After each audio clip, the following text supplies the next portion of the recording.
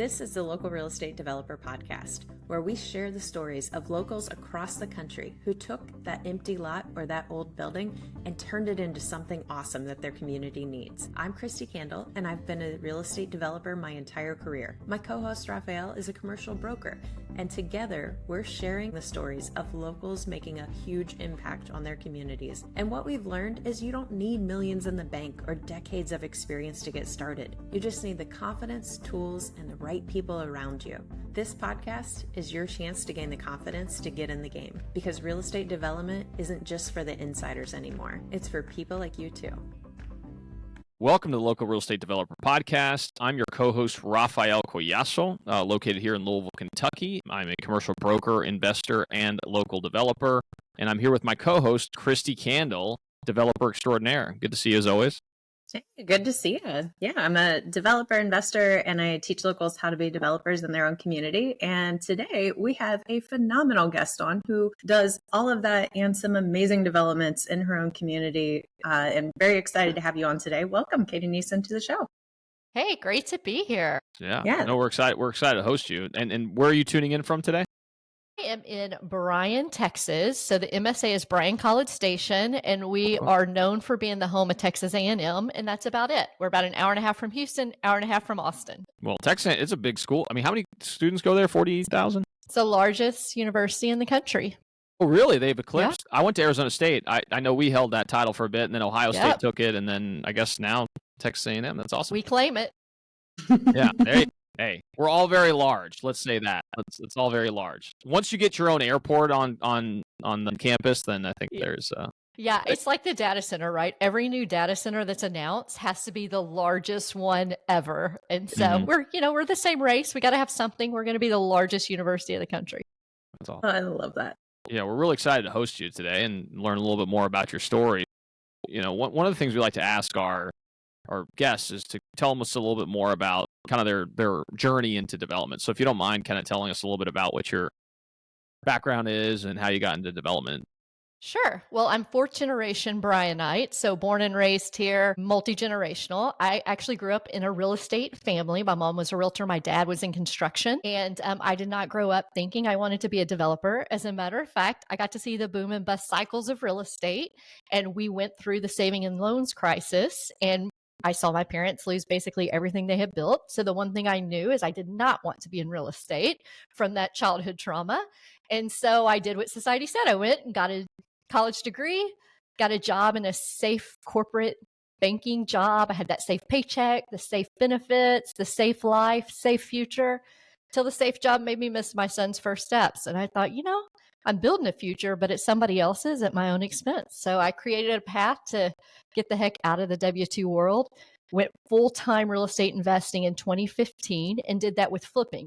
Brought in my business partner, who's also my mom, and we flipped houses for well over a decade, and we actually loved it. The problem was we just created a job for ourselves, and knowing real estate is cyclical, we were like, what are we going to do next? So we thought, what kind of assets do we want to own? And we brainstormed and we came up with, we would love to own properties that we're proud of, that we would want to show off when people are in town, that are additive to the community and allow us to use our creativity, which is what we loved about the flipping.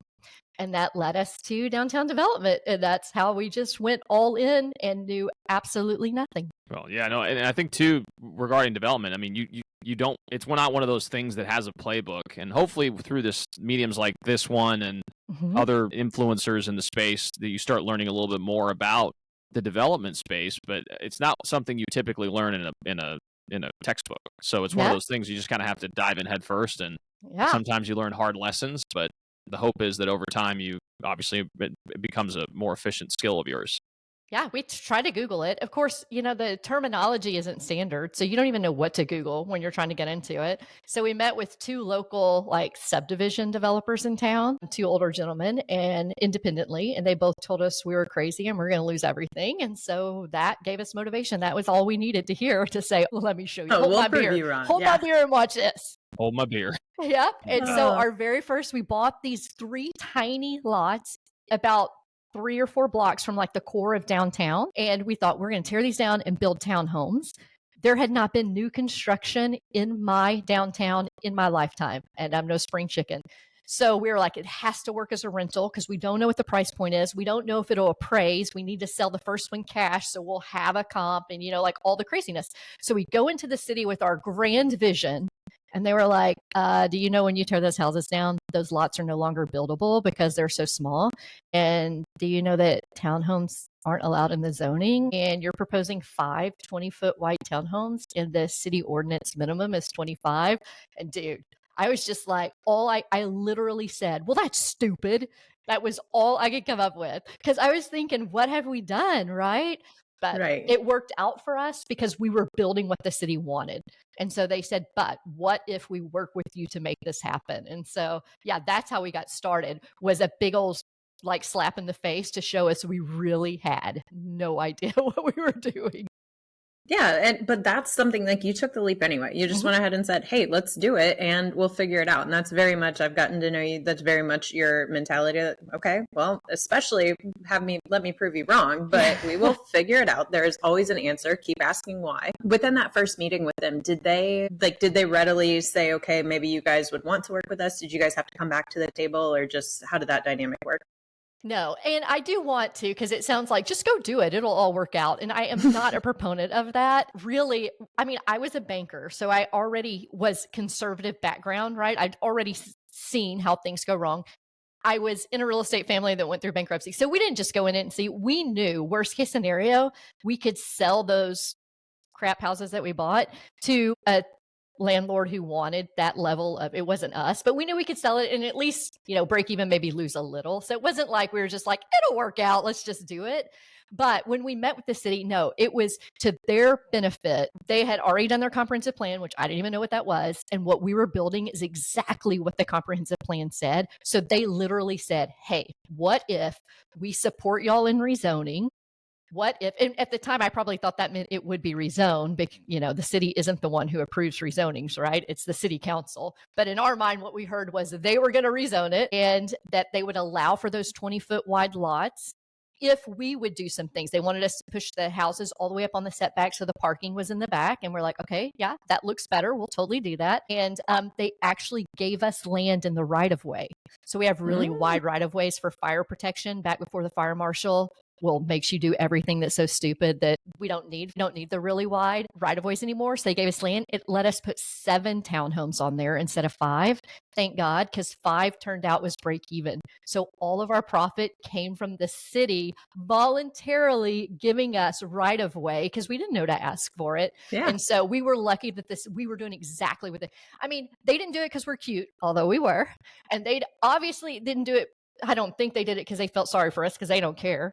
They didn't do it because I was nice to them because I told them they were stupid. They totally did it because we were building what they wanted, where they wanted, and our visions aligned. So it was the best benefit for everyone involved. You said comp plan and then right away. Can you break down what those two things are? Yeah. So the comprehensive plan, every city in the country, to my knowledge, does one. It's a 20-year vision. And it's kind of the biggest component is a land use map. And they're basically saying, what do we want built where as our city grows? And so now I tell everyone, get the comp plan, read it for the area that you want to build in. And life's too short. If what you're wanting to build isn't what they want there are people who specialize in just doing that. In my opinion, life's too short. I don't want to build what they want. I want to build what I want, but I want to build it where they want. So I look for where there's alignment. And then, it's hard enough to work with the city when you're pulling in the same direction. Like my view is save yourself the pain and do not try and build something pulling in a direction they don't want. And then as far as the right of way, that's just the public space where the city builds their streets and puts in all of their infrastructure. And so for our right of way, they had 80-foot wide right of ways. And for perspective, a street is usually about minimum of 24 foot wide.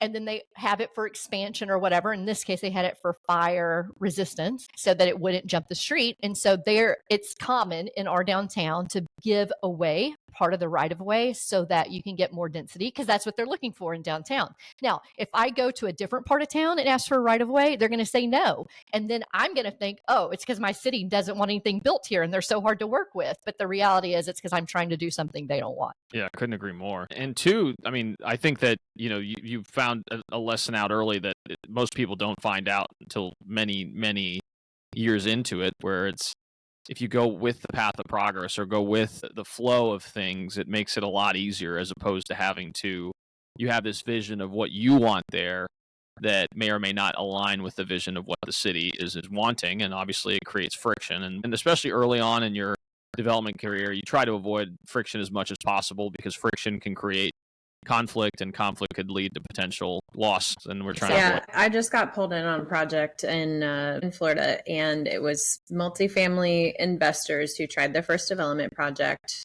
It's about 3 years in, and they tried to build something that not only did the city not want, but the neighbors did not want. And as I'm getting up to speed, trying to figure out, is there any way to salvage this? I find this whole website and whole like uprising that the community has done to make sure that this will never get done. It will never get built. And I've had a conversation with the neighbor the other day, and she literally said, this is like a breath of fresh air talking to you. You're the first person who actually seems like they understand what's happening.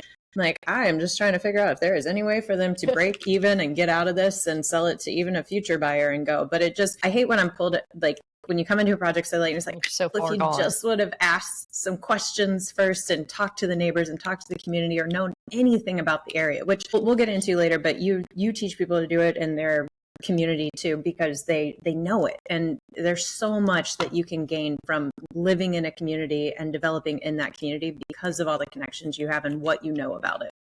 Totally. I mean, the best thing you can do is gain trust with your city. And the best way to do that is do what you say you're going to do. And I totally get it, because as an investor, ultimately we have to make money.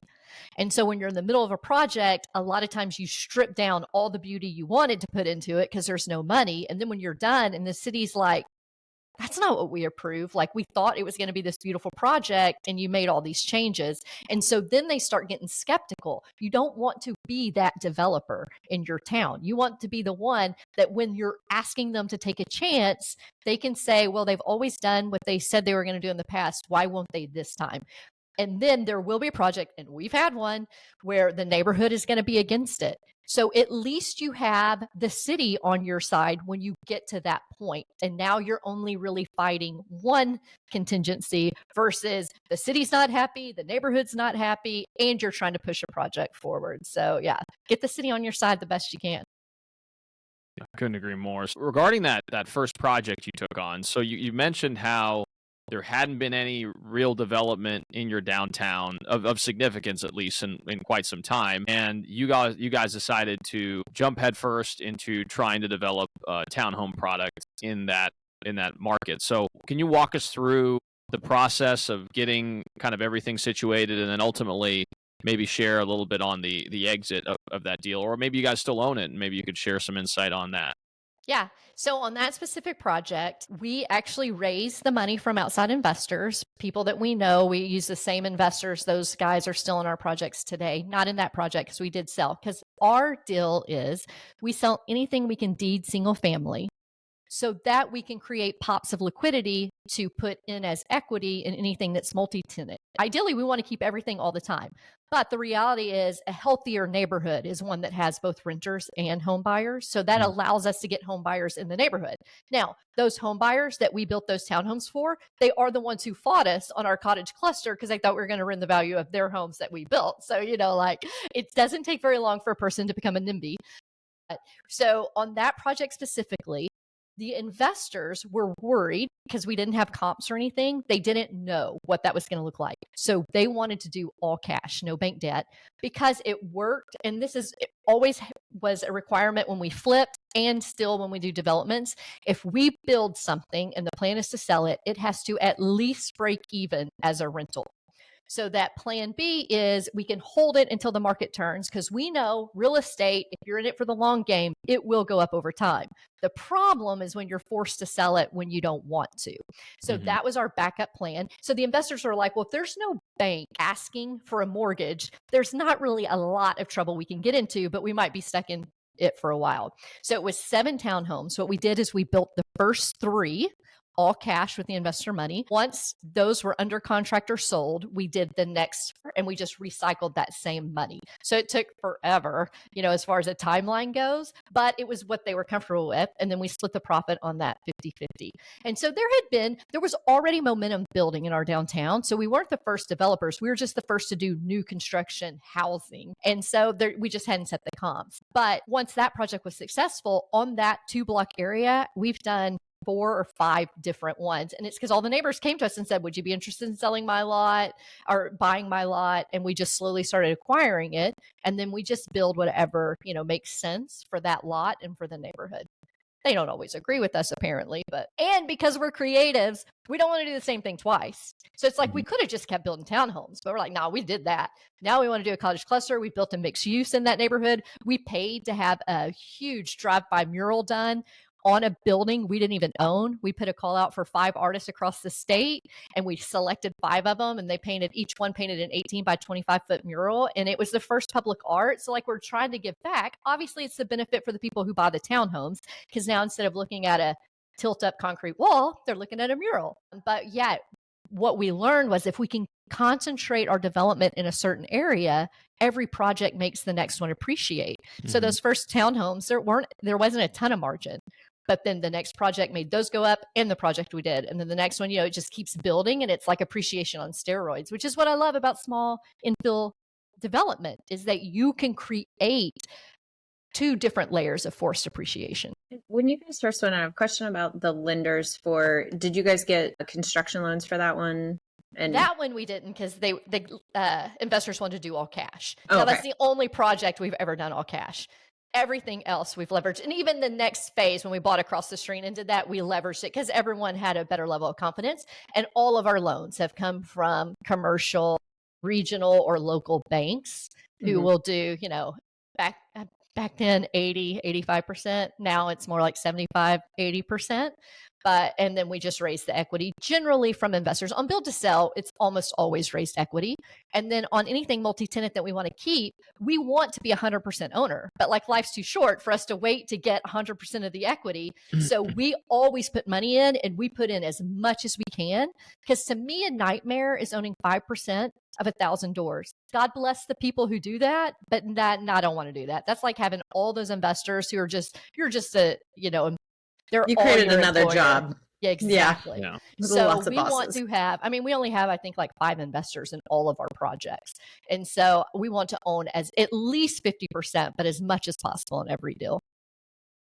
That's and did your flipping experience help you with the loans? Did the banks just see, oh, you've already done this project? How did that transition for the bank part? Because that's a big question a lot of people ask. Why would a bank give me this money?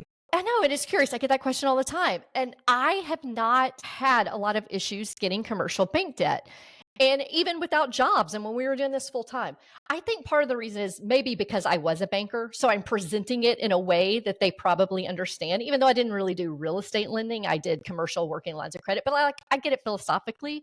We aren't trying to be super creative. We kind of fit in the box, and probably to our detriment, because I knew more than I should have. Had I not known anything, I probably could have gotten a lot better deals, but I was just like, oh no, this is what banks do. And we haven't had a lot of trouble. Now, my banking advice is to be a bank whore. So I want to have as many banking relationships as possible, because the reality is, coming from the banking world, I totally know it doesn't matter how great your relationship is. Even with the market president, he has a legal lending limit, and past that, he doesn't make those decisions.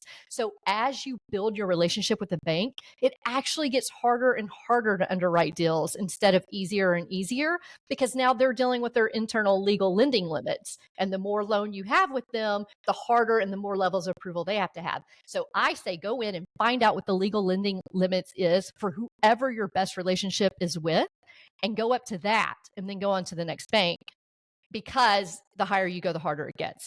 And then the other benefit is, when you're in the recession that we had for all the apartment buildings, a lot of the banks were like, okay, we're putting a pause on any new relationships. If you don't have a relationship with us right now, like we're not bringing on new relationships until we figure out where this is all going. Well, we were doing a project right then. So at least I had 5 banks to talk to because we had 5 different banking relationships. So I could still use them to compete against each other. Where if we only had one banking relationship and they didn't want to do the deal, we would have been screwed because other banks were saying we're just not doing anything right now. So I'm a fan as an ex-banker to be a bank whore.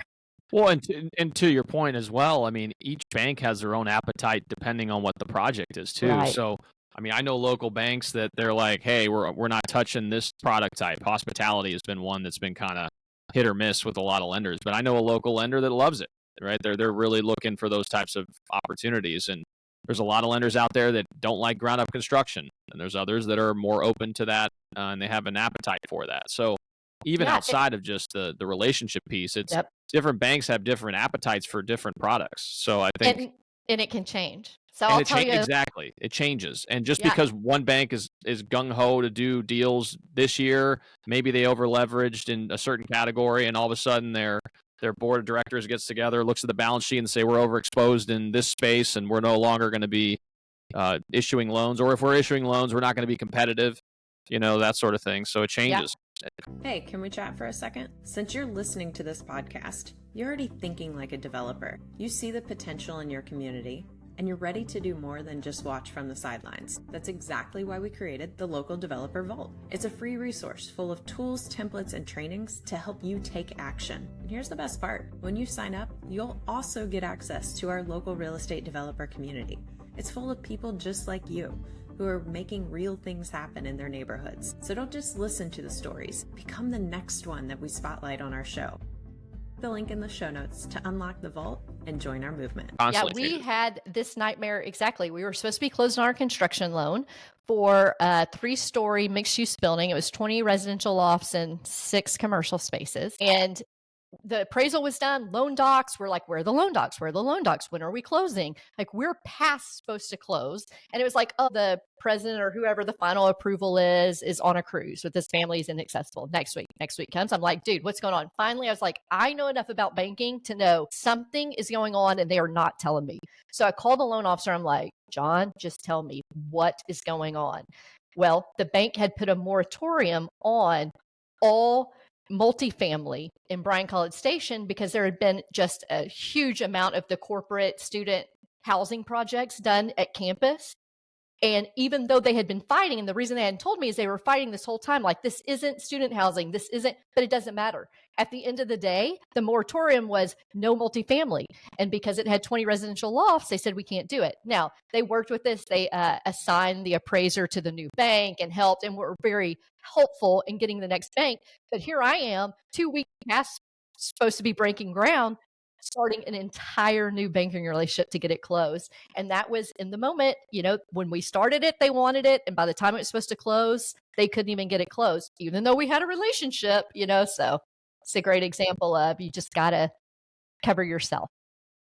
Absolutely. Yeah, because you don't want to put yourself in a position to where, to your point, you had 5 other relationships you already established. So you're able to kind of pivot and say, you know what, this sucks because it's delayed us and it potentially could cause some issues, but I'm going to pivot to this other person that I've already built relationships with, and let's hit the ground running with them and try to get this squared away. Whereas if you didn't have those relationships, you could be between a rock and a hard place. And especially when you're dealing with other people's money, it creates this whole additional layer of complexity, Exactly.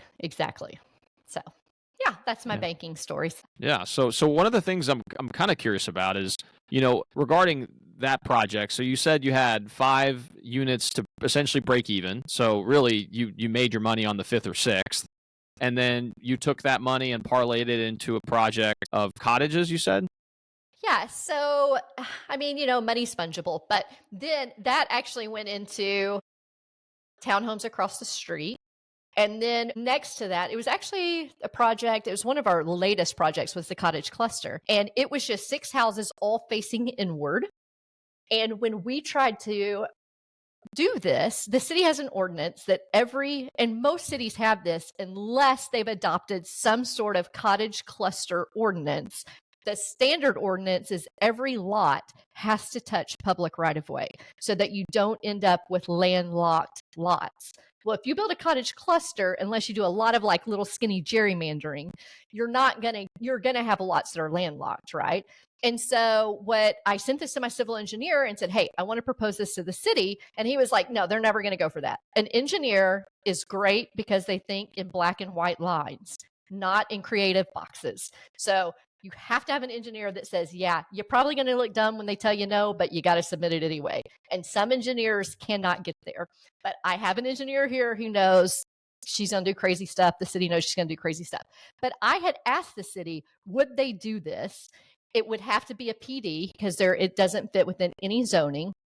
And they said, because you guys have done so many projects and you've done what you've done, we'll try it.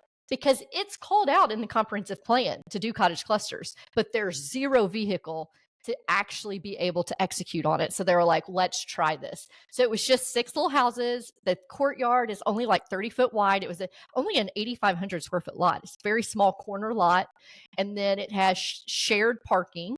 And but it was next to the townhomes that we did. And they were convinced that it was basically going to be low income housing, even though it sold for more price per square foot than any of their houses. The houses were a lot smaller. So the, final price point was less. But now that it's done, like we haven't heard any complaints. And it turned out better than I thought. Like it feels so good. I'm like, I want to do more of this. But in the middle of it, we had a lot come up and we went to the city and we said, hey, would y'all support this? And they were like, no, we told you we wanted to see one completed before we decided. So we weren't able to execute on that lot. So now that it's done and I think everyone's happy, we're like, how can we find another lot to be able to do another cottage cluster? Because it just feels so good and so different. Yeah. And so you said PD, so planned development. Planned development, yes. And then when you guys did that, is each house on its own lot then so they can have separate owners and then they have common area, or how did that part work? Yeah, so it can work however you want. How we did it, I'm a fan of, if you don't have to have an HOA on a small development project, don't. Because if you think about, an HOA requires like a president, a vice president, a secretary, and maybe one, and a treasurer. So it has to have 4 people, in order to exist. Well, if you have 6 townhomes, 4 of those 6 people have to be on this board, right? And it's just a nightmare. And it's expensive for such a small group. So the only thing that is shared is the parking, but it's not shared land, it's shared access. Every piece of dirt belongs to a homeowner. So the lots go to the middle of the courtyard. So everybody owns a piece of that courtyard. There is no property that no one owns and they just all benefit from. On the parking, there's parking on every lot, but then we filed a shared access agreement so anybody can park in any of those parking spots. And because they're detached cottage clusters, we're not even dealing with shared roofs or shared exteriors. It's only landscaping, and everyone technically owns it, but we're like, y'all should just rotate and have one person do all the landscaping and just pay them 1/6 of the time, like just go around and I don't know actually what they're doing, but that was what we recommended. They may all have their own landscape guy. I don't know. And he just does their property lines. But in this subdivision, because it's so small, everyone physically owns a piece of that property in private property, no HOA common area. I mean, I like the fact that what you just described was, I don't know, be neighborly, talk to your neighbors, figure it out yourselves. Why does the government have to tell you what to do? I mean, if you're in a courtyard and your houses are facing each other, you've got to be a person who likes other people, right? Because you're not going to live in that environment if you don't want neighbors. And so it's the perfect environment to foster community rather than, having some HOA or third party manager tell the person across the way from you that you're upset at them. Like, just go talk to them. That's stupid. So with parking, I'm kind of curious. You said each individual lot has its own separate parking. So is the way that the properties are oriented that the parking, is it behind the properties themselves, like the actual physical buildings, or is there kind of like how you have a strip center, you have like the main section and then you have like shared parking kind of running perpendicular? Yeah. Okay. So it's a corner lot. I'm going to try to visually explain this to you. Each lot does not have its own parking because 2 of the 6 lots are landlocked. So you couldn't get to it with a car if you wanted to. But on one side of the lot, it is head-in parking. And I can't remember now. I think we have a total of 11 spots. And I think 6 of them are that head-in parking. Those are all on private property. but that parking is intended for the whole subdivision. So even though it's on private property, it's shared access. So each lot does not have its own parking. And then on the other side, we put in public street parking. So the city allowed for basically 4 parallel parking spots that are technically public parking and anyone can park there. But because they're right in front of this development, no one really knows that. So the owners park there. But technically, it is public parking and anyone could park there. But all the other houses have their own parking. And so, yeah, it's did really you see that impact like either the sale of the property or property taxes, or is it such a small amount of land it's kind of nominal? And yeah, I mean, the thing we are most nervous about is, we're in Texas and people like big spaces and everybody's going to have a car.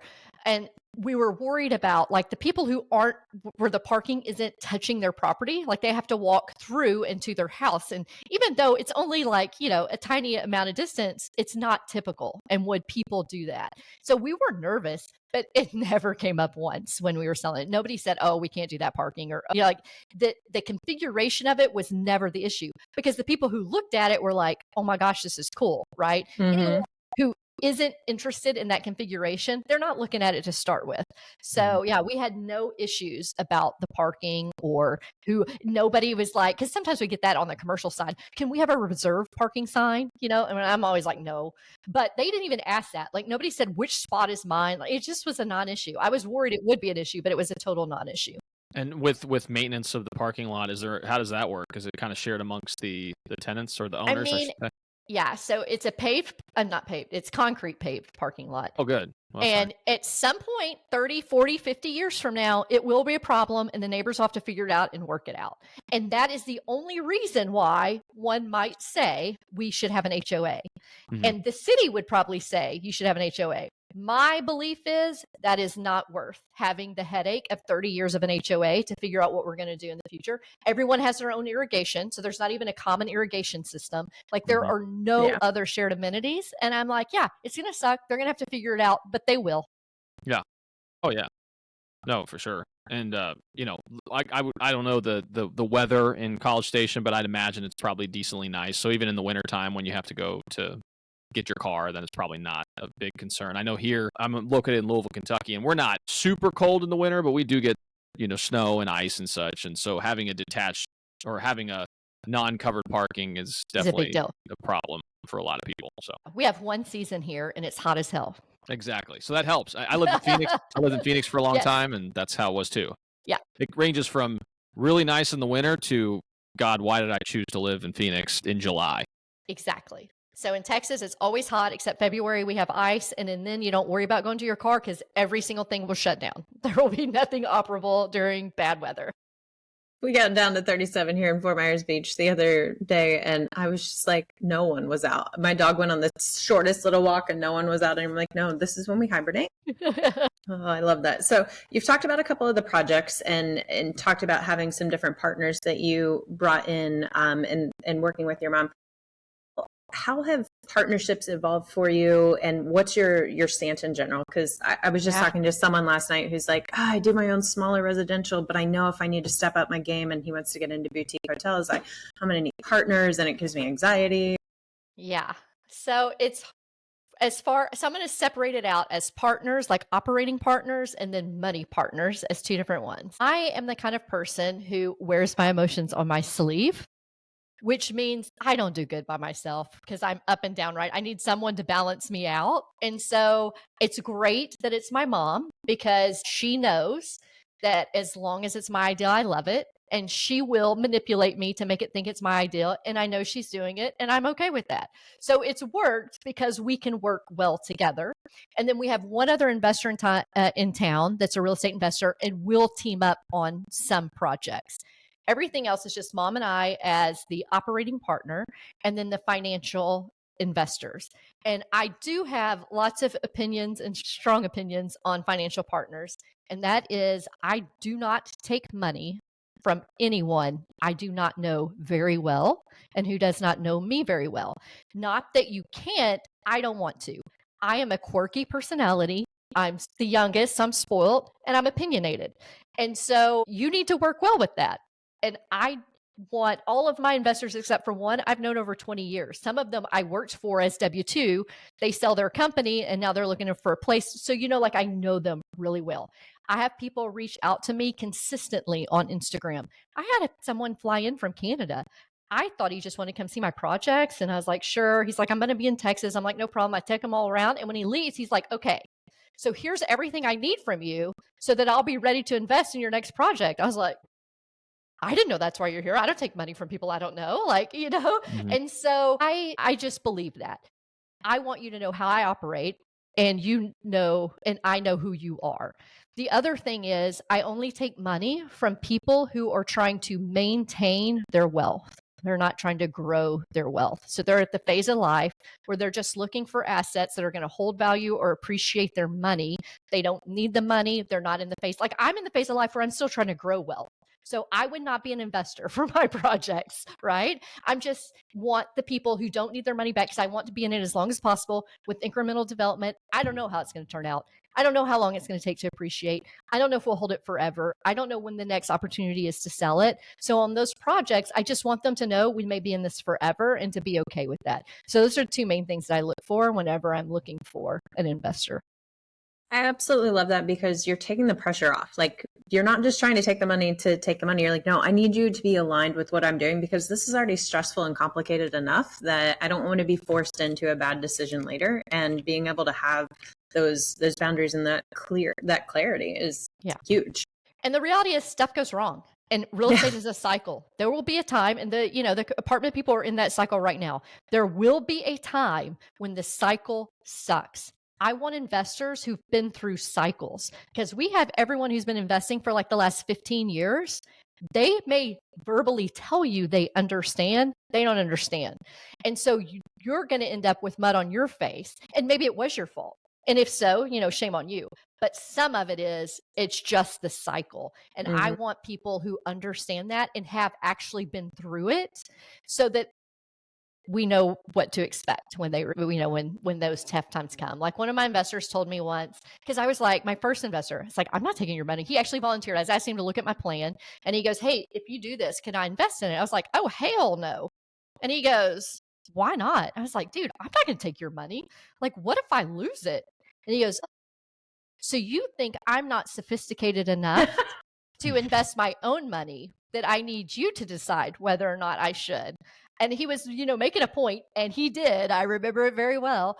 But what he told me was, look, if I lose my money on your project, it will be because there was just nothing we can do. I am completely confident it will not be because you didn't try and do everything that you could. And I like, that's the kind of, when he said that, when he said that, I was like, that is now the filter that I use for all of my investors. If you don't have that level of belief in me, and dude, I totally get it. I don't know if I would have that level of belief in me, but if you don't, then I'm probably not the right person for you to invest with. Well, too, also, that's a phenomenal point. And I think that it's good to kind of make the point that not all money is good money. Just because you can raise the money from someone doesn't mean you should take the money, because exactly. I know a lot of people that have raised money from quote unquote institutional investors. And what ends up happening is when things are going good. But if things start to go sideways, you lose control. Like they will make sure that their money is paid back. It creates this dynamic where your whole approach to how you develop, or the whole approach about how your investment thesis shifts. Because now I have to make sure that this one person, that they're essentially become the drivers of the ship. And exactly. In those instances, I mean, that may work in some of these projects, and you're willing to kind of have that be the way that you approach it, then sure, as long as you understand that that's going to happen, then power to you. Right. But in a lot of these instances that you're describing, you probably want to make sure that you're able to guide the ship, and you're not going to make unreasonable decisions. You just want to be able to have the ability to do it, the things you need to do. So institutional money is a whole nother game, man. I mean, my projects wouldn't attract institutional money anyway. They're so small in scale. But that's a deal where they have the upper hand in any contract that you sign, and you just need to be fully aware of that. And I'm like, if you tell me to breathe right now, I'm going to hold my breath. Like, don't tell me what to do. Exactly. And so I am not going to sign an agreement like that. I'm a similar type of mindset where it's like, I just don't, I mean, obviously you would never make a decision that would inadvertently, that would hurt someone that you're trying to work with as far as raising money. But at the end of the day, it's like, you don't want someone else telling you, hey, this is what you need to do, especially because you're the one who's in it day to day. You're the one who's looking at everything and has the best information and the best reasoning based on your experience to make the right decision. So when you have a third party coming in, and I've heard horror stories where an asset's been performing, and for whatever reason, the institutional investor, they get together, look at their balance sheet, and they say, well, we're over leveraged in this area. And then they have this clause within a contract, and they say, hey, we're over leveraged in hospitality. This seems to be performing, but we need you to sell it, or we need to kind of get this off our books. And maybe you're not fully completed with your value add strategy, and now you sell at a loss, and people get upset. I mean, again, you never know what could happen. And honestly, I don't have experience on the institutional side, but I've read horror stories online about it. Yeah, totally. And we're still, go ahead. I was just going to say, that's why we need more local developers and more locals doing the projects. You don't have to do the skyscraper. You can do these very feasible cottage clusters, townhomes, mixed use developments in your community. And you're not only getting the financial impact and return, but like you said, you're going to hold on to it longer to make sure it gets to its value and that comps come, but you're living in that community. So you're already benefiting from elevating your community. Yeah, I always tell people there's two things that will make you think about a project very differently. One is signing a personal guarantee. Don't give me advice if you haven't signed a personal guarantee. And two, if you are sitting down at a restaurant and one of your tenants may be in that restaurant with you, you will act very differently than if you're investing in some state, 2 over, and you're never going to have the potential to interact with those people. It doesn't mean you're going to be better or worse, but I can assure you, you're going to be different. And with my profile on Instagram, many of the tenants, I don't know them, but they know me. They'll recognize me. They're not afraid to come up to me. Doesn't mean we're perfect, but it also makes us act with their best interest in mind, because I'm probably going to run into them in downtown. I mean, my whole investing area is a 15 by 5 block area. So I am going to run into the business owners and the residents who live there. And I just think that makes you a better developer. And that's why I'm such a fan of local development. Also, it lowers your risk. If I can know the market better than any institutional investor, and that's where you should be, you should know the market better than anyone else in the world. You are only going to do that in a market that you live in, that you interact with, and that you are walking regularly.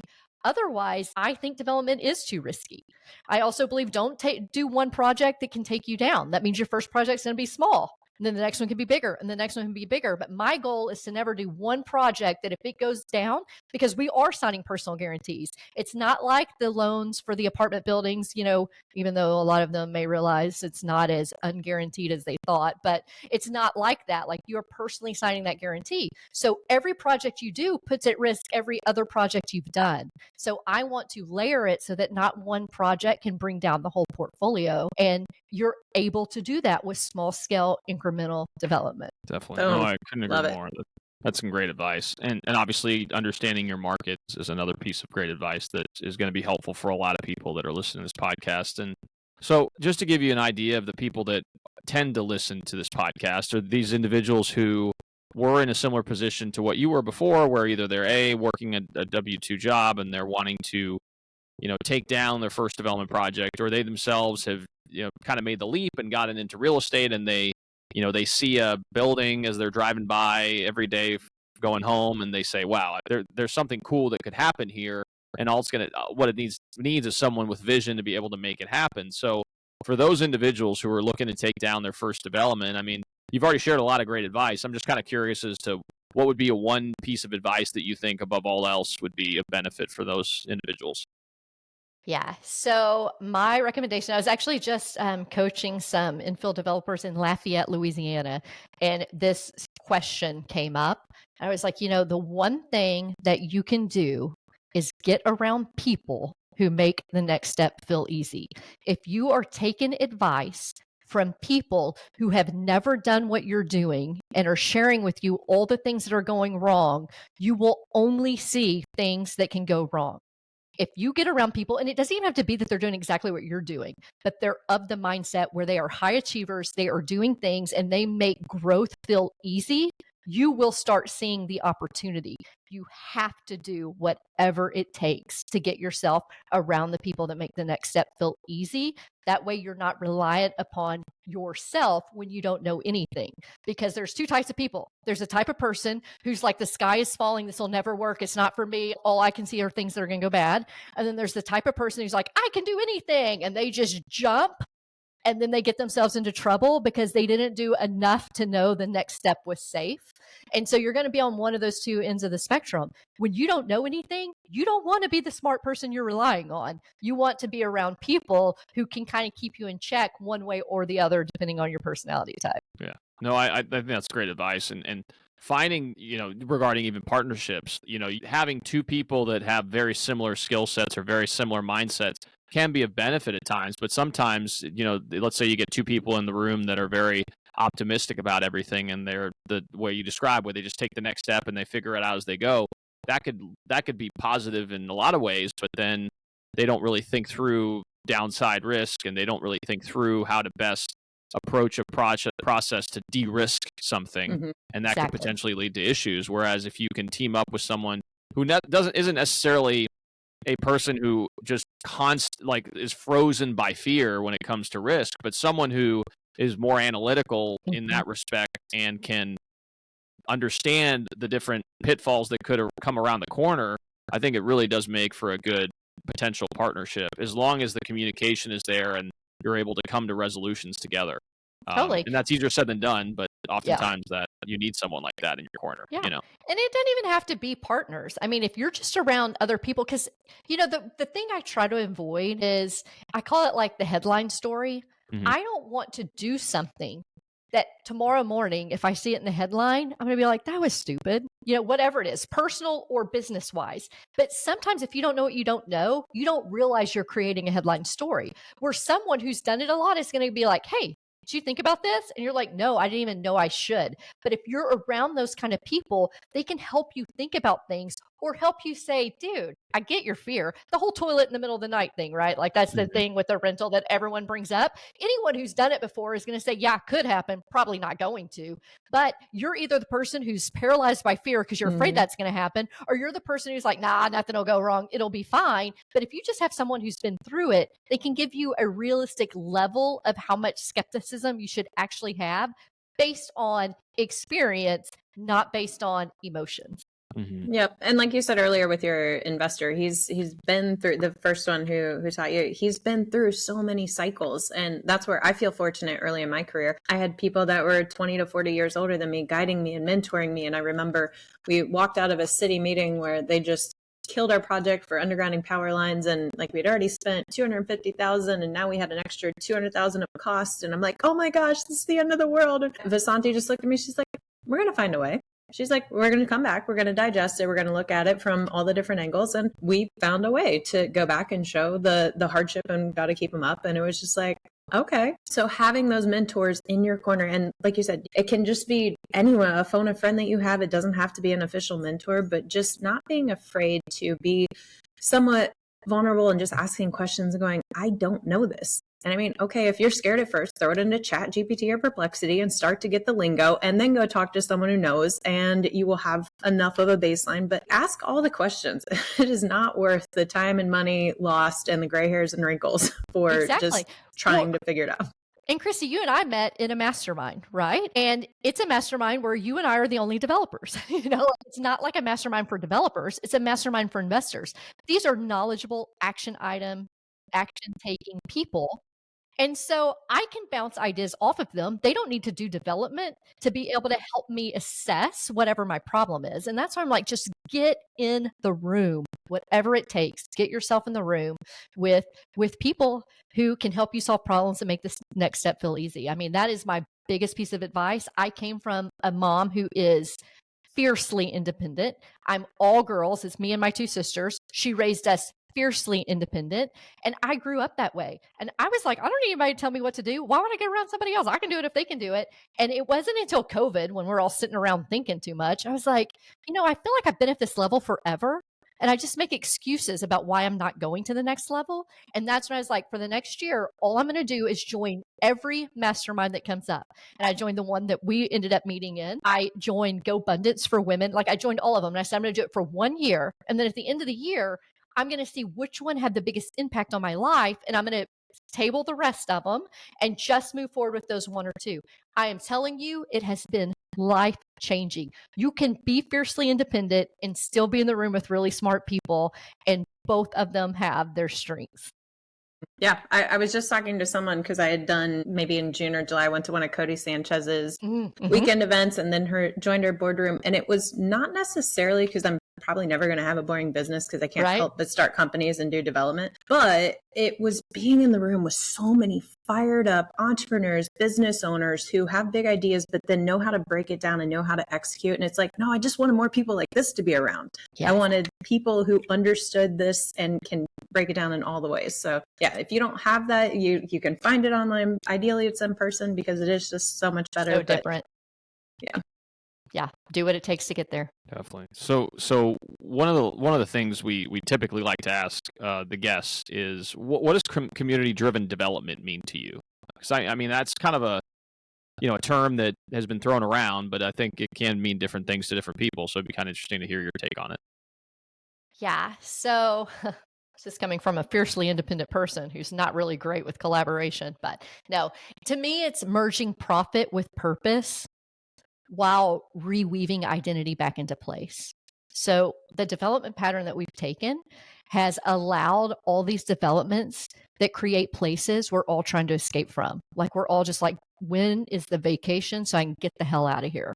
To me, whenever we weave identity back into our place and we do that profitably, we are creating places people actually want to be, not places they're trying to escape from.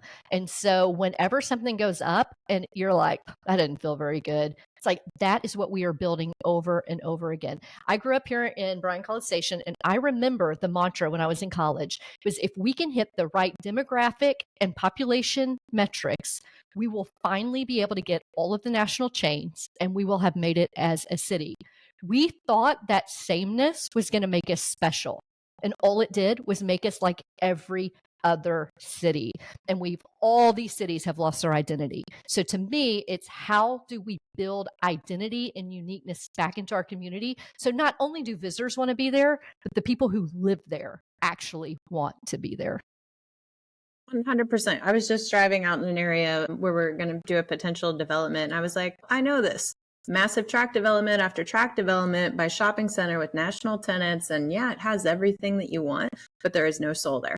There is absolutely no soul. And that's ideally the component we're going to add back into this to be like, what the hell is happening? Like, we are losing ourselves in our communities by doing this. So yeah, you never hear anybody say, oh my God, I just cannot wait to go and visit that strip center in Houston on my next vacation, right? Like nobody's saying that. No. So why aren't we building places that we long to go and visit? We can do that. We used to do that. The world has done it for thousands of years. Just us and our American genius decided since World War II that there's white picket fences and giant lots and suburbia hell, and you have to drive forever to get to your neighbor, and there are no third places anymore. Oh, I could get on a soapbox. We can do it, and we have done it, but no one has stopped. Well, maybe we're starting to stop now and said, just because we can, just like you said with money, just because we can build this way, should we build this way? And I'm just thankful that right now there seems to be a growing momentum of people questioning it and thinking about it, and it will build momentum. 50 years from now, I'm pretty sure everyone will realize our development pattern is stupid, but we're just in the beginning phases to help them realize that. Yep. And we're the stubborn enough ones that are willing to take our knocks and wait long enough and fight uphill battles and going, bring it on. Yep. Oh, I love that. Takes a few crazies. Yes, it does. So what future projects do you have, or did you just wrap up that you're excited about so far? Yeah, we just wrapped up a 3-story mixed-use building that has a whole Miami Beach, South Beach vibe that we're totally in love with. Every project I feel like is our favorite project, but no, this one really is our favorite project. Thank you. We just brought it online in October. So we've got short-term rentals on the top floor, long-term rentals on the second floor, and there'll be retail on the bottom. We just wrapped up a 4 townhome development, and we're keeping one, selling three. We're in the middle of wrapping up. We're in the finish out phase of an 8-townhome development project. We just broke ground and are doing the rough in plumbing on a couple of houses. And we have 2 lots that we're trying to imagine what we want to do on those. So we'll see. Everything right now is harder to make. Well, build to sell is still working, although I feel like no one's making decisions and nothing's really selling right now. So I say build to sell is still working. Financially, it's working as long as people will keep buying. But even on those, it has to work as a rental, as a fallback. So if we go through a phase where people can't buy for whatever reason or won't buy, we can put tenants in it and it'll break even. And so everything is harder right now. On the, commercial tenant side, it feels like people are still paying rents. And, there's some activity of people looking, but people are not making decisions. Like it just feels like everything's still working, but everything feels much harder than it did, 18 months ago. And so I don't know where that leads. So we're just, have reserves, be as helpful as you can, but not overextend. And so we're trying to figure out, like what makes sense that gives us the ability to hold on if things go horribly wrong, or to prosper when things go really well. And it's a balance, right? You just got to figure out what that looks like. So for us, we're trying to figure out on our 2 lots what we want to build and what we want to do with those that are great for the community and make sense for us financially. Yeah, I might finally do my first new build. We've got a tiny little duplex on a huge double lot in Naples. I just got all the builders' information. We were playing a poker tournament on a Friday night in one of them, and I got to see it for myself. And I'm like, oh, this is it. So potentially in April, we'll break ground if we think that the market's right. If not, we'll wait another year. But yeah, I love that. I mean, I love restoring old buildings. We're in a town where our courthouse is one of the ugliest 10 in the country. And we don't have beautiful buildings. Like we just have a low building stock. So we had to start building. And I can tell you this, after flipping for more than a decade, new construction is so easy. It's a breath of fresh air. Only thing is under the ground. Maybe you find something, but the walls doesn't matter. You can discover that pretty early on. Yeah. There's very few surprises, and you can configure it what rents today easily, especially for your commercial tenants, tiny spaces that they can afford.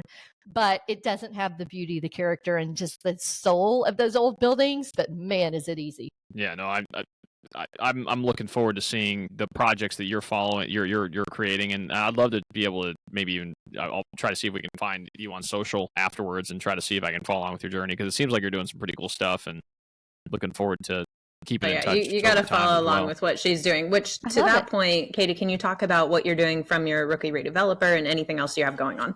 Yeah, you can follow me on Instagram at Katie Develops, and you can follow along and think my projects are beautiful, or you can jump on the hate wagon and tell me how I'm surely lying about everything that I'm saying. I don't care. Just jump in there. And then I get lots of questions. Mostly the number one question I get is like you're in Texas where everything is cheap and easy. And as much as my husband wishes that were true, it's just not. Everything is not cheap and easy here, but everyone wants to know, like, can I do what you're doing in my community? And I want to tell you yes, but I don't want to mislead you. And the reality is that's a research project for me to find out. So it's like, I want to build in my community and I want to be a developer, but I was the person who had no information. I totally get it. I would have died to find some help back then. So that's kind of how Rookie Redeveloper was born. I'm going to give you the tools to answer for your own community. I don't want you to go look at the top 10 cities that Bigger Pockets put out to build in and go do a development project there. No, I want to give you the tools to figure out how to de-risk, where are the red flags, and how you can build in your community.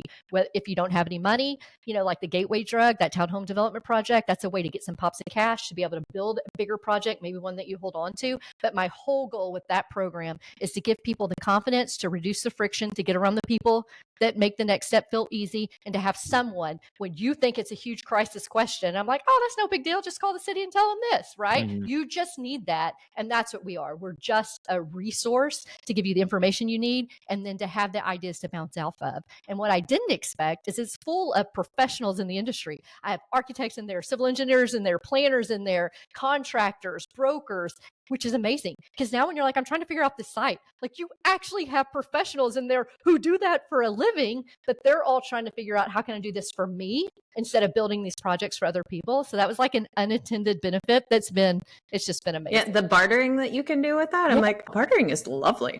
Totally. And you're like, you need an architect who understands infill development, where the people in this program who are trying to do infill development, like they understand it. So it's been amazing resources for me and for the other people in it. It's so great when you get involved in something and you're like, am I getting the most benefit out of this? This is amazing. Yeah. Yeah, but what she's doing and putting out there is incredible. I encourage everyone to go check it out, because we need more people like this sharing and making this just attainable and going, hey, if I want to do it, yes, there's risk. We have talked all about that. But if you truly want to go out there and do a project with impact and purpose, and this is where you go to get comfortable and familiar with it and go, okay, I got the confidence now. Everything's hard. So do something that you love and do something that helps the community. You got it. It's all hard. So just pick your hard.